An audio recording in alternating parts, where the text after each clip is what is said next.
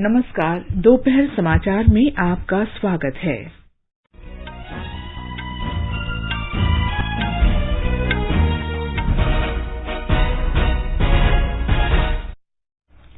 प्रधानमंत्री नरेंद्र मोदी ने एम्स में कोविड का दूसरा टीका लगवाया। वे कोविड की स्थिति और टीकाकरण अभियान के विस्तार पर आज शाम सभी राज्यों के मुख्यमंत्रियों के साथ समीक्षा करेंगे।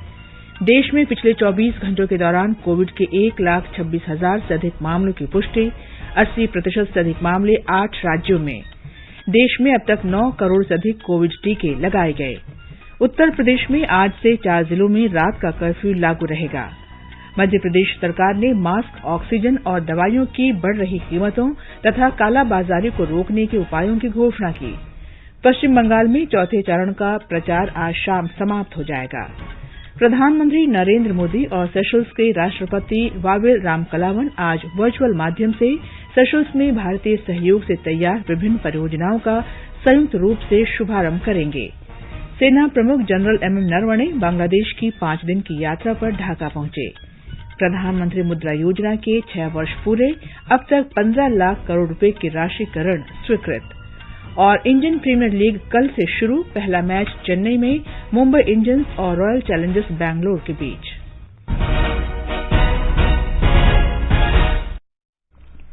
दोपहर समाचार में अलका सिंह के साथ मैं कनकलता। कोविड मरीजों की संख्या फिर से बढ़ रही है। श्रोताओं से अपील है कि कोई भी कोताही न बरतें, सुरक्षा के सभी उपायों का पालन करें और 45 वर्ष से अधिक आयु के सभी लोग निसंकोच टीका लगवाएं। सुरक्षित रहें और 3 आसान उपायों का पालन करें। मास्क पहनें, 2 गज दूरी है जरूरी, सुरक्षित दूरी बनाए रखें, हाथ और मुंह साफ रखें। और अब समाचार विस्तार से। प्रधानमंत्री नरेंद्र मोदी ने आज नई दिल्ली के एम्स में कोविड का दूसरा टीका लगवाया। ये टीका उन्हें पंजाब के संगरूर की सुश्री निशा शर्मा ने लगाया। इस अवसर पर सुश्री शर्मा ने बताया कि ये उनके लिए एक यादगार पल था। I have given second dose of Covaxin manufactured by Biotech to our beloved Prime Minister Shri Narendra Modi ji.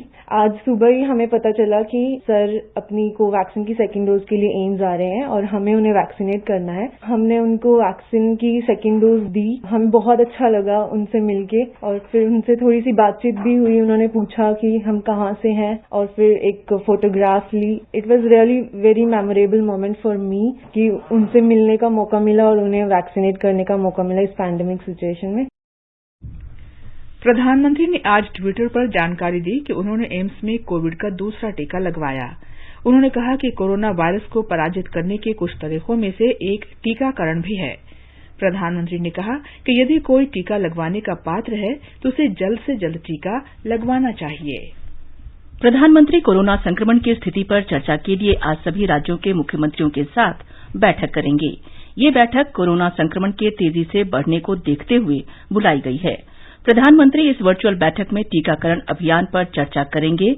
इससे पहले प्रधानमंत्री ने 17 मार्च को मुख्यमंत्रियों के साथ बातचीत की थी। उन्होंने देश के विभिन्न भागों में बढ़ रहे कोविड संक्रमण के मामलों पर चिंता व्यक्त की थी और उभर रही दूसरी लहर पर नियंत्रण के लिए त्वरित और निर्णायक कदम उठाने को कहा था। देश में अब तक 9 करोड़ से अधिक कोविड टीके लगाए जा चुके हैं। पिछले 24 घंटों में लगभग 30 लाख टीके लगाए गए। भारत विश्व का एकमात्र देश है जहां केवल 82 दिन में ही 9 करोड़ 1,98,000 कोविड टीके लगाए गए हैं। विश्व में दैनिक रूप से कोविड टीके लगाने के मामले में भारत पहले स्थान पर है, जहां प्रतिदिन औसतन 34 लाख से अधिक टीके लगाए जा रहे हैं। विश्व का सबसे बड़ा टीकाकरण अभियान इस वर्ष 16 जनवरी से शुरू हुआ था। शुरू में स्वास्थ्य कर्मियों को टीके लगाए गए। अग्रिम पंक्ति के कार्यकर्ताओं का टीकाकरण 2 फरवरी से शुरू हुआ, जबकि पहली मार्च से 60 वर्ष से अधिक उम्र के तथा अन्य रोगों से पीड़ित 45 वर्ष से अधिक उम्र के लोगों का टीकाकरण शुरू हुआ। 1 अप्रैल से 45 वर्ष से अधिक उम्र के सभी लोगों को टीके लगाए जा रहे हैं। स्वास्थ्य मंत्रालय ने बताया है कि कम अवधि में ही 45 वर्ष से अधिक उम्र के 5.5 करोड़ से अधिक लोगों को पहला टीका लगाया जा चुका है। वहीं 15 लाख से अधिक लोगों को दूसरा टीका भी लगाया जा चुका है। मंत्रालय ने बताया कि पिछले 24 घंटों में कोविड से 1,26,789 लोग संक्रमित हुए। 8 राज्यों महाराष्ट्र, कर्नाटक, छत्तीसगढ़, दिल्ली, तमिलनाडु, उत्तर प्रदेश, पंजाब और मध्य प्रदेश में संक्रमित लोगों की संख्या तेजी से बढ़ी है। कुल संक्रमित लोगों में से 80% से अधिक इन 8 राज्यों से हैं। पिछले 24 घंटों में देश में 685 लोगों की मृत्यु हुई। इसके साथ ही मृतकों की संख्या 1,67,862 हो गई है। इस समय लगभग 9,10,000 मरीजों का इलाज चल रहा है, जो कुल संक्रमित लोगों का लगभग 7.04% है। स्वस्थ होने की दर घटकर 91.67% रह गई है। कल 59,000 से अधिक रोगी ठीक हुए। इसके साथ ही अब तक 1,18,00,000 से अधिक रोगी ठीक हो चुके हैं। भारतीय आयुर्विज्ञान अनुसंधान परिषद ICMR ने बताया कि कल 12,37,000 से अधिक कोविड नमूनों की जांच की गई। अब तक कुल 25,26,00,000 से अधिक जांच की जा चुकी है। 2,447 प्रयोगशालाओं में कोविड जांच की जा रही है। इनमें 1,229 सरकारी और 1,218 निजी क्षेत्र की प्रयोगशालाएं हैं। मध्य प्रदेश सरकार ने कोविड नियंत्रण के लिए पिछले 24 घंटों में महत्वपूर्ण फैसले किए। मास्क, ऑक्सीजन और दवाओं की कालाबाजारी तथा कीमतों में अनावश्यक वृद्धि को रोकने के लिए आवश्यक कदम उठाए जा रहे हैं। हमारी संवाददाता ने बताया है कि गरीब और मध्यम वर्ग के लोगों को रेमडेसिविर इंजेक्शन निःशुल्क उपलब्ध कराया जाएगा। कोविड मरीजों के लिए उपलब्ध बिस्तरों की संख्या को 24,000 से बढ़ाकर 36,000 किया गया है। वहीं कोविड मरीजों के निःशुल्क इलाज के लिए उपलब्ध बिस्तरों की संख्या को बढ़ाकर 15,000 किया गया है। प्रदेश में 720 फीवर क्लिनिक संचालित किए जाएंगे। प्रतिदिन 40,000 संदिग्ध मरीजों की निःशुल्क कोविड टेस्टिंग की जाएगी। भोपाल में एलएन अस्पताल को कोविड अस्पताल घोषित कर उसे कोविड मरीजों के निःशुल्क इलाज के लिए रखा गया है। वहीं भोपाल में ही पीपल्स अस्पताल में कोविड मरीजों के निःशुल्क इलाज के लिए 300 बिस्तर आरक्षित किए गए हैं। आम जनता की सुविधा के लिए सरकार ने निजी अस्पतालों और जांच केंद्रों पर विभिन्न प्रकार की जांचों की अधिकतम दरें तय की हैं, जिसमें आरटीपीसीआर के 700 रुपए, रैपिड एंटीजन टेस्ट के लिए 300 रुपए हैं। यदि घर से सैंपल लेना हो तो उसके लिए सभी श्रेणियों में 200 रुपए अतिरिक्त शुल्क लिया जा सकेगा। पूजा पी वर्धन, आकाशवाणी समाचार, भोपाल।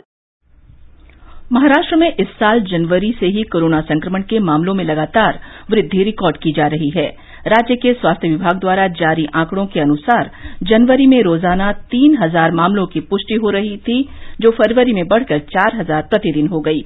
वहीं मार्च में मामलों में तेज गति से वृद्धि हुई और अब ये दैनिक स्तर पर 21,000 के आंकड़े को पार कर गया है।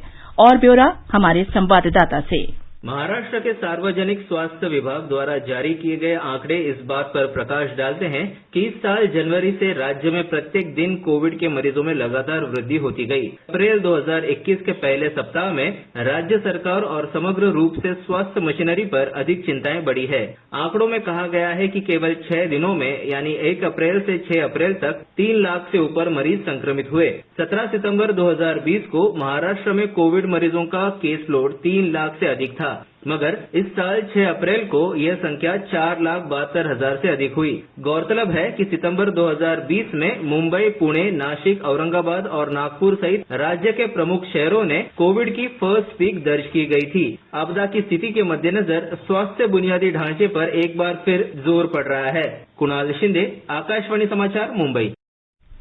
इस बीच महाराष्ट्र सरकार ने कोविड की वर्तमान स्थिति को देखते हुए 9वीं और 11वीं कक्षा के बोर्ड के सभी विद्यार्थियों को बिना किसी परीक्षा के पास कर दिया है।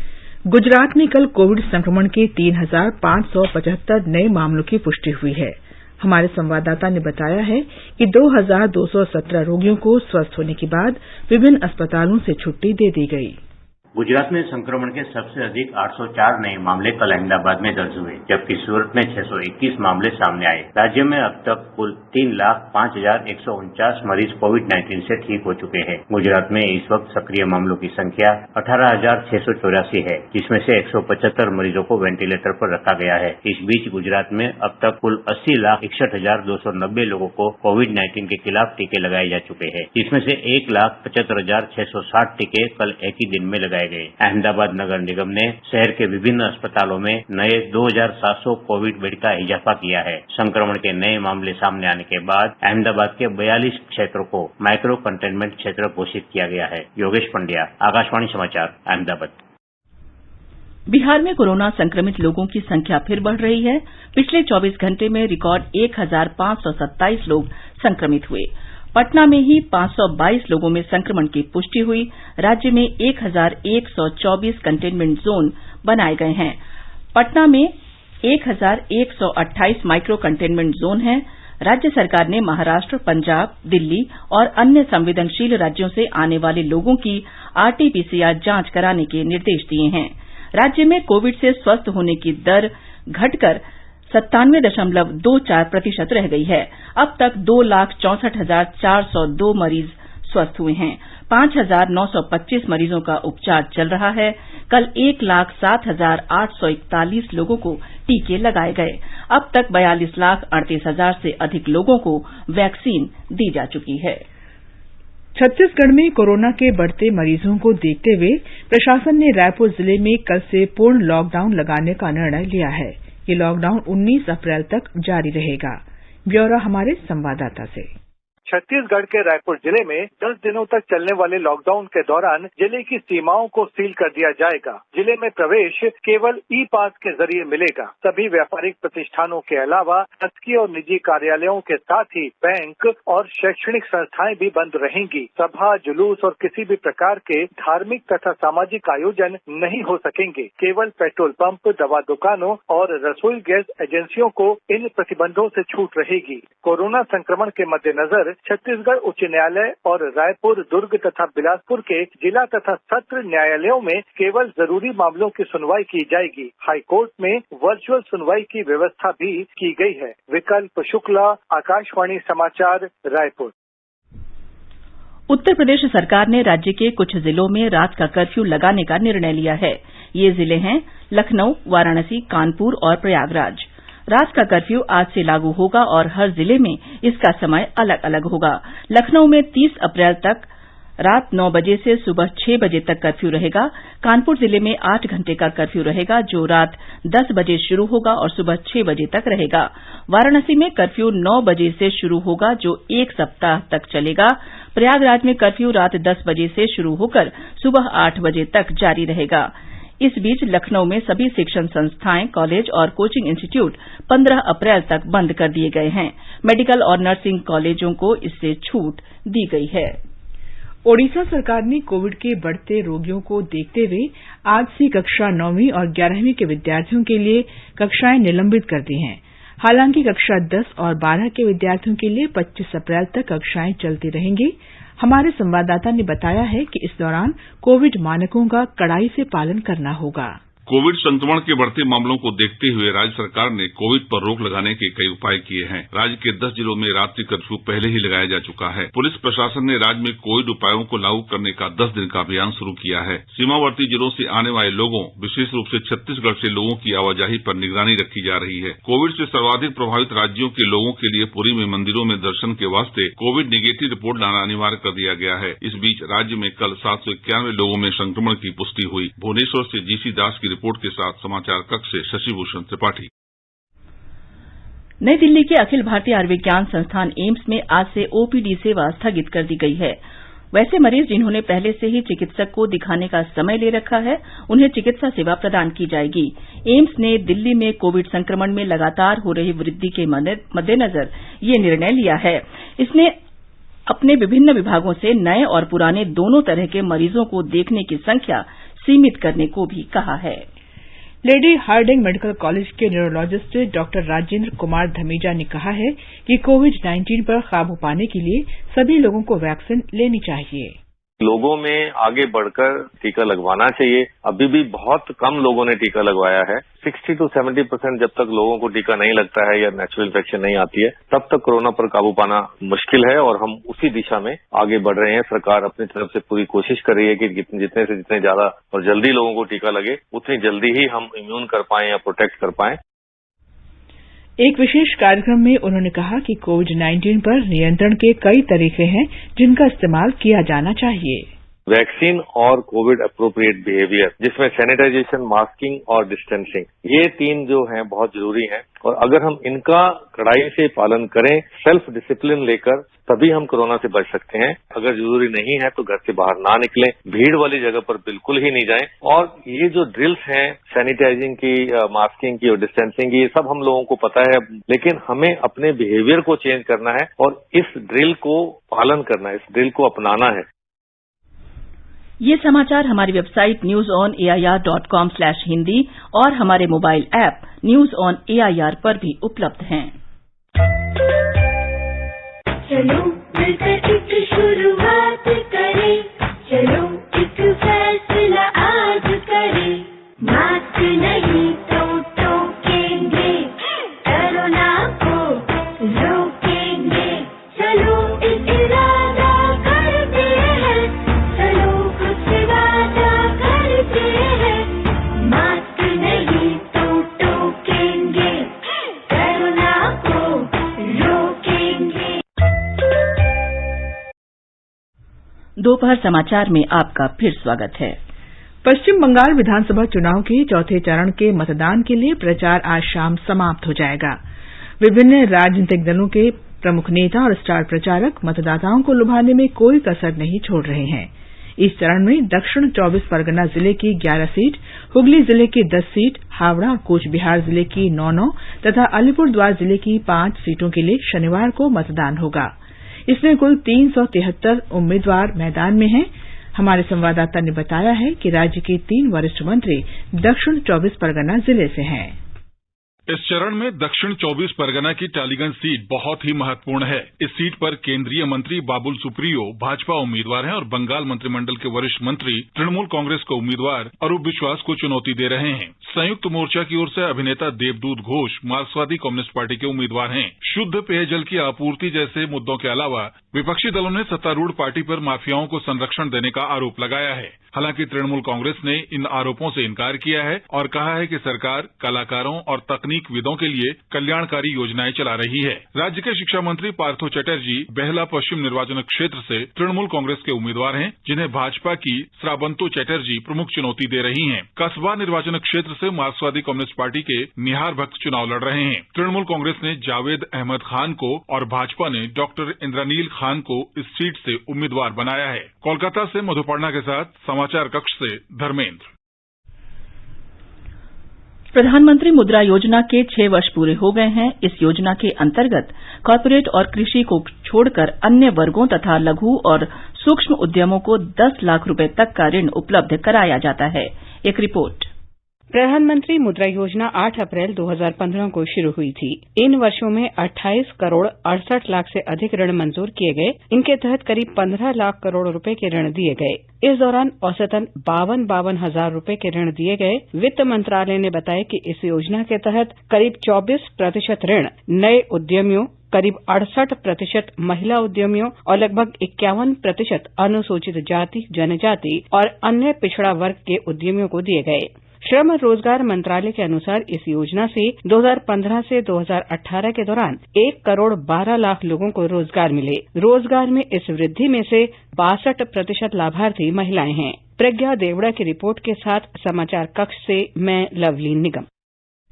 लद्दाख स्वायत्त पर्वतीय विकास परिषद करगिल के वर्ष 2021-22 के वार्षिक पूंजीगत व्यय बजट को मंजूरी देने के लिए एक बैठक आयोजित की गई, जिसकी अध्यक्षता मुख्य कार्यकारी पार्षद फिरोज अहमद खान ने की।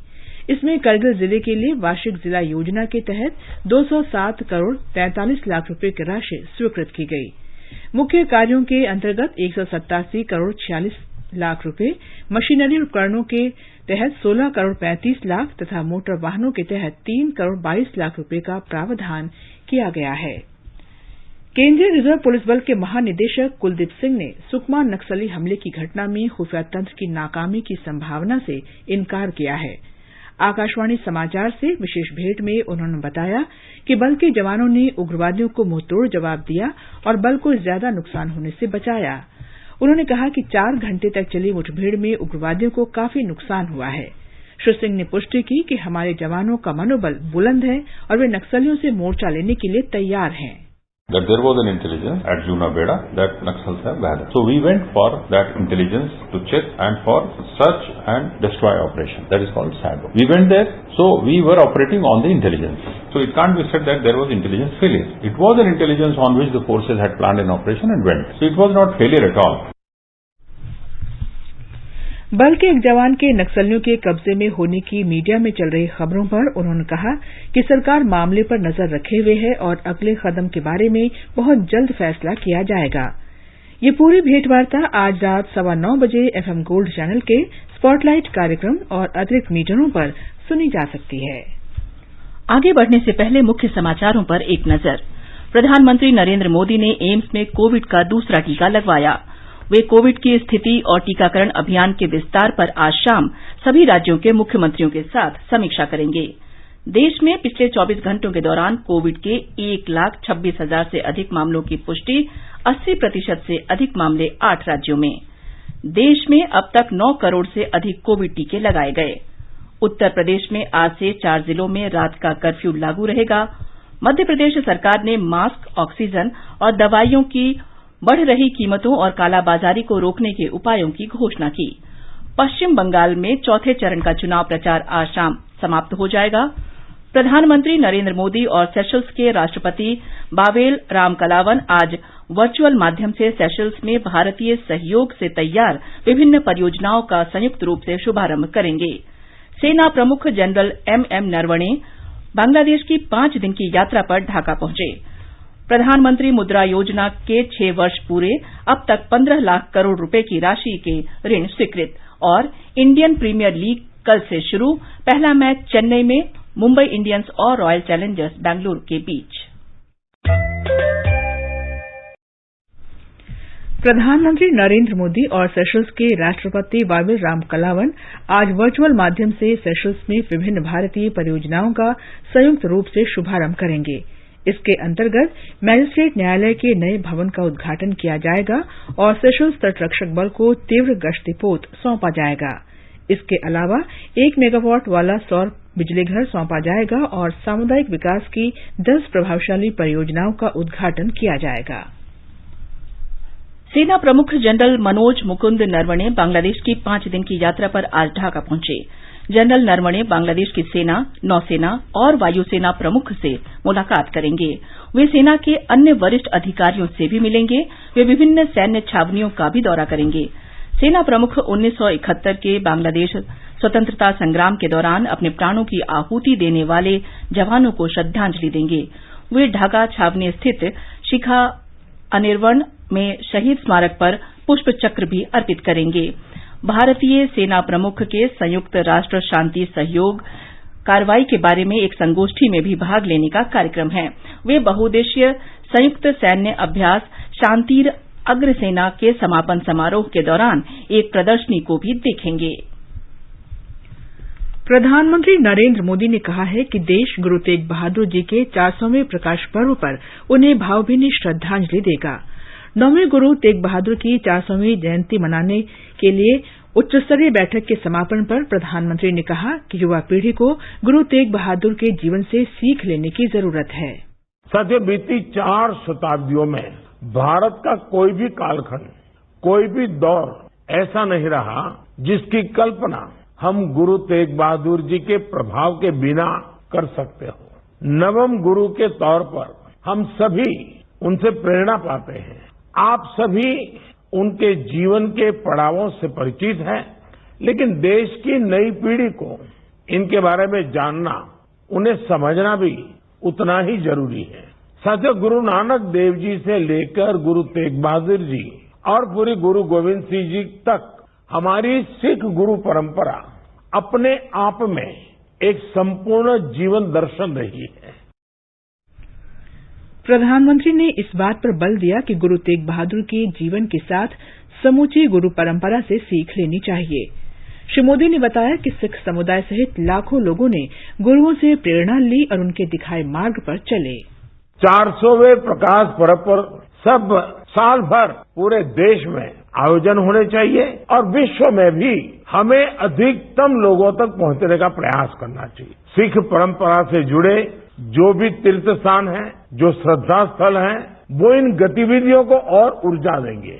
गुरु तेग बहादुर जी के शब्द, उनके रागों का भजन, उनसे जुड़ा साहित्य, सांस्कृतिक कार्यक्रम, ये जन जन को प्रेरणा देंगे। इसमें डिजिटल टेक्नोलॉजी का उपयोग होने में और उससे ये संदेश पूरे विश्व में नई पीढ़ी तक आसानी से पहुंच पाएगा। गृहमंत्री अमित शाह भी इस बैठक में मौजूद थे। इस दौरान वर्ष भर चलने वाले विभिन्न कार्यक्रमों की योजना पर भी चर्चा की गई। गुरु तेग बहादुर के प्रकाश पर्व की स्मृति में नीतियों, योजनाओं और कार्यक्रमों के अनुमोदन के लिए पिछले वर्ष 24 अक्टूबर को केंद्र सरकार ने 70 सदस्यों की उच्च स्तरीय समिति गठित की थी। प्रधानमंत्री इस समिति के अध्यक्ष हैं। ये समाचार आकाशवाणी से प्रसारित किए जा रहे हैं। ताजा समाचार जानने के लिए आप हमारे Twitter handle @AIR News Hindi को फॉलो कर सकते हैं। ये आकाशवाणी है। आईपीएल 2020 क्रिकेट टूर्नामेंट कल से चेन्नई के चेपक स्टेडियम में शुरू हो रहा है। आरंभिक मैच में मौजूदा चैंपियन मुंबई इंडियंस का सामना रॉयल चैलेंजर्स बैंगलोर से होगा। आईपीएल का ये 14वां टूर्नामेंट होगा। इसके मैच 6 शहरों मुंबई, चेन्नई, बंगलुरु, अहमदाबाद, नई दिल्ली और कोलकाता में खेले जाएंगे। फाइनल 30 मई को अहमदाबाद के नरेंद्र मोदी स्टेडियम में होगा। कोविड-19 के मद्देनजर पिछले वर्ष ये टूर्नामेंट संयुक्त अरब अमारात में आयोजित किया गया था। इस वर्ष भी कोविड की चुनौती के मद्देनजर इसे कड़े सुरक्षा नियमों के तहत आयोजित किया जा रहा है। अंतर्राष्ट्रीय क्रिकेट परिषद आईसीसी ने पुरुषों की विश्व क्रिकेट कप चैलेंज लीग ए मैचों की बाकी 2 श्रृंखलाओं का कार्यक्रम फिर से निर्धारित किया है। इस लीग के तहत ही भारत में 2023 के आईसीसी पुरुष क्रिकेट विश्व कप के लिए क्वालीफाई करने का रास्ता साफ होगा। Canada, Denmark, Malaysia, Qatar, Singapore और वनुआतु को 15 से 28 अगस्त के बीच कनाडा में दूसरी सीरीज के लिए खेलना था। तीसरी सीरीज 2022 में मलेशिया में होनी थी। मलेशिया की श्रृंखला को स्थगित कर दिया गया है, जो अब इस वर्ष नवंबर-दिसंबर में होगा। कनाडा की श्रृंखला अगले वर्ष जुलाई-अगस्त के दौरान होगी। कोविड की स्थिति के मद्देनजर इन दोनों श्रृंखलाओं का कार्यक्रम पुनर्निर्धारित किया गया है। पर्यटन मंत्रालय केंद्र शासित प्रदेश जम्मू कश्मीर में पर्यटन की संभावना तलाशने के लिए एक उच्च स्तरीय प्रतिनिधिमंडल भेज रहा है। 100 सदस्यों के इस दल में भारत की कई जानी-मानी हस्तियां, विभिन्न देशों के राजदूत और फिक्की के पर्यटन संघ के सदस्य शामिल हैं। ये प्रतिनिधिमंडल प्रदेश में पर्यटन से जुड़े सभी पक्षों से बातचीत करेगा। कश्मीर में रोजगार का मुख्य स्रोत पर्यटन है। पिछले महीने प्रधानमंत्री ने लोगों से श्रीनगर के ट्यूलिप गार्डन को देखने जाने की अपील की थी। जम्मू कश्मीर पर्यटन संघ ने प्रधानमंत्री की अपील का स्वागत करते हुए इसे समझदारी भरा कदम बताया था। महान संगीतकार भारत रत्न पंडित भीमसेन जोशी का जन्म शताब्दी वर्ष मनाया जा रहा है। इस अवसर पर संगीत सभाओं के साथ साथ पंडित भीमसेन जोशी के स्मृतियों पर आधारित कार्यक्रम आयोजित किए जा रहे हैं। आइए सुनते हैं उनका गायन। जो भजे हरि को सदा, भजे हरि को सदा, जो भजे हरि को सदा, सोई परम पद पावेगा, सोई परम पद पावेगा। जो अंत में मुख्य समाचार एक बार फिर।